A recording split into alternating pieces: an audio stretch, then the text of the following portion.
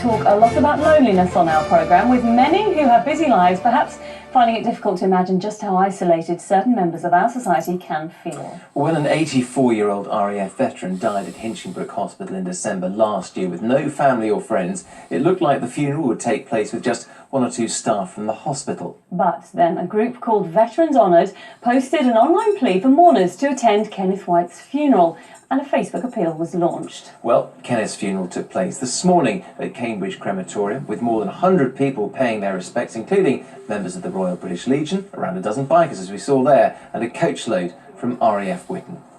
It's very sad, the fact that we have these people who seemingly die with so few people around them, and especially those that have given a lot of service to the country. Ken, although we didn't know him while he was alive, has given us the opportunity for us to say thank you to the military and for what they do for the country and for us as people. So that's why I've turned out, and a lot of friends did as well through social media, which is a positive thing. We don't always have to show our dinners and things. It can be used for constructive things, and that's what we found today.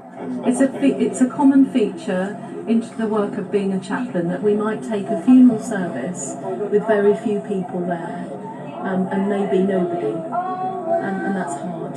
I wish he knew all that has been done for him today. I wish he'd known that before he died, that people would be there for him. Wouldn't that have been lovely? Well, staff at the hospital knew he lived in the St Ives area, found out he was born near Barnsley and served in the RAF in the 1950s, but didn't in the end find any family, although I guess many would argue that his military family were there for him today. Did him proud, didn't they? And a tribute to RAF heroes of a different kind now. Now, hundreds of people have turned out in Cambridge to pay tribute to an RAF veteran who they've never met. Former airman Kenneth White died in hospital at the age of 84. He had no family. But through an appeal on social media, today's funeral service was packed. Kate Bradbrook reports. It's not the sort of send-off Kenneth White would have imagined. The RAF veteran died at the age of 84 with no known family.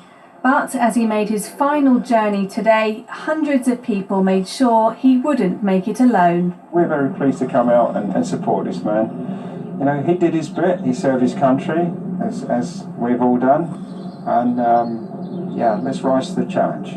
I know he served in the Royal Air Force Regiment, and I know he served for about half a dozen years or so. But apart from that, he was just another person who served in the Royal Air Force and served his country with great pride. It's believed Kenneth White joined the RAF as a gunner in 1952, but little else is known.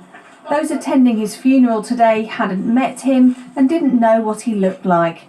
Responding to an appeal on social media to attend today's service at Cambridge Crematorium. People have come great distances to show that love and support for somebody. That's a really moving thing. But in the service we made sure that there was a time to reflect on those who do die alone and who don't have that level of support for their funeral service. That's a big contrast. 2 people in a chapel to 150 or 200. That's a big difference. It wasn't only those in the armed forces wanting to make that difference, but members of the public too. We don't always have the chance to show thank yous, really, and today's civilian population turned out, as well as the military. Military is a family, but equally we like to let the military know that people do appreciate what they do as well. No one's going down on their own. They will always have us here with them. Those leaving a packed service today paying tribute to a man they never knew but will remember. Kate Bradbrook, BBC Look East in Cambridge.